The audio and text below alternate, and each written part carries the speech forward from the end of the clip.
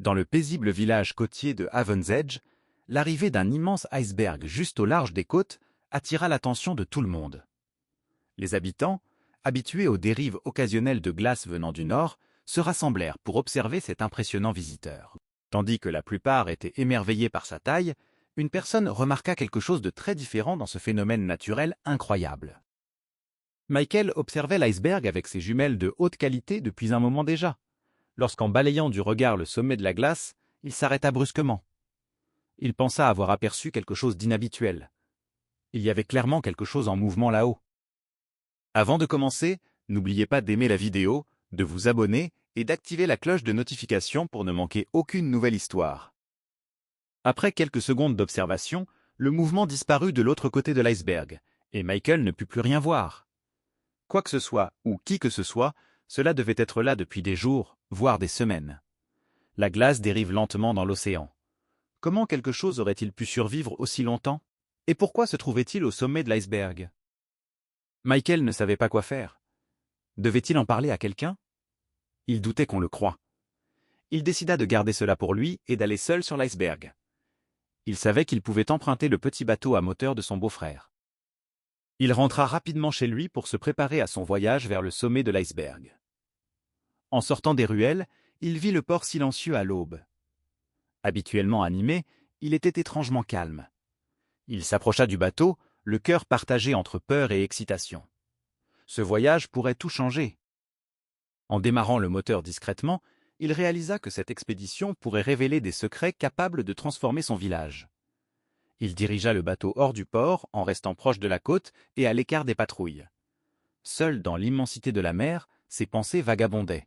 La monotonie de sa vie quotidienne lui semblait déjà lointaine. En s'approchant de l'iceberg, sa taille devint écrasante. Il ancra le bateau près de sa paroi gigantesque et rassembla son équipement d'escalade, chaque pièce étant essentielle. Après une profonde inspiration, il commença l'ascension. La glace était impitoyable, glissante et glaciale. Chaque pas était un défi face à une surface imprévisible. Plus il montait, plus son cœur battait vite. Que trouverait-il au sommet? Arrivé en haut, il fut entouré d'un panorama à couper le souffle. En observant les environs, il remarqua des indices subtils, des empreintes de pas à peine visibles dans la neige. En explorant davantage, il trouva des preuves indéniables d'une présence humaine récente. Sa curiosité grandissait. Qui pouvait survivre dans un environnement aussi hostile? En poursuivant ses recherches, il découvrit des rainures profondes dans la glace, manifestement artificielles. Non loin, une petite boîte métallique à moitié enfouie attira son attention. À l'intérieur, des photos anciennes montraient l'iceberg à différentes étapes de son parcours. Des boîtes de conserve vides et des bouteilles d'eau étaient soigneusement empilées. Ce n'était pas une simple visite. Quelqu'un avait vécu ici longtemps. Plus loin, il trouva un abri rudimentaire installé dans une crevasse, fait d'une bâche et soutenu par des piolets. Ingénieux, mais précaire. La découverte la plus marquante fut celle d'équipements scientifiques. Des carnets remplis de notes détaillées, un compteur Geiger cassé et un télescope endommagé. Tout indiquait une mission scientifique. L'iceberg n'était plus seulement un symbole de la nature sauvage, mais aussi le théâtre d'un projet humain, peut-être abandonné. Soudain, une violente tempête éclata. Pris au dépourvu, Michael improvisa un abri. Il rationna ses provisions, refusant de céder au désespoir.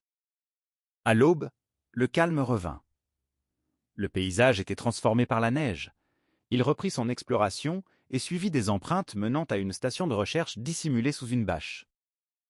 Là, il trouva des instruments, des échantillons géologiques et des journaux appartenant à un scientifique nommé Dr Jensen. Ces notes décrivaient des recherches sur la trajectoire et la composition de l'iceberg, liées au climat et aux glaciers. Soudain, dans le brouillard, une silhouette apparut. C'était le docteur Harold Jensen. Épuisé mais déterminé, il raconta comment une tempête l'avait piégé sur l'iceberg. Son histoire était celle d'une survie incroyable et d'une passion scientifique inébranlable. Ensemble, ils réalisèrent qu'ils devaient coopérer pour survivre. Ils construisirent une balise de détresse avec leur matériel et la placèrent en hauteur. Une nouvelle tempête frappa, mettant leur vie en danger. Mais ils protégèrent la balise coûte que coûte, leur seul espoir. Finalement, un hélicoptère de secours apparut, guidé par le signal. À bord, Michael et le docteur Jensen regardèrent l'iceberg s'éloigner. Leur aventure les avait changés à jamais.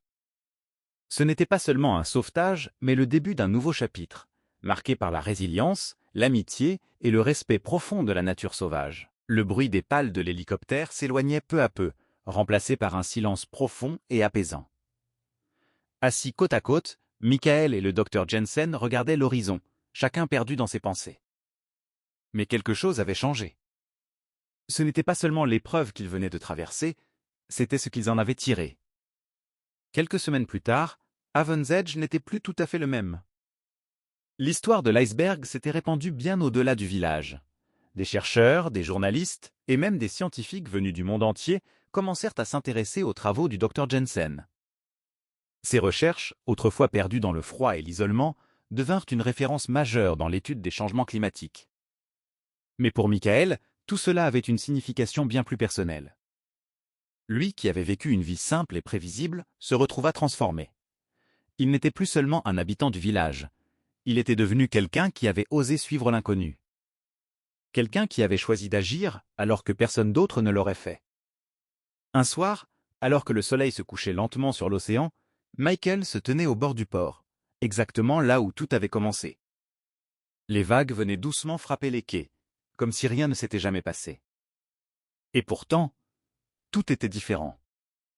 Le docteur Jensen s'approcha de lui, un léger sourire aux lèvres.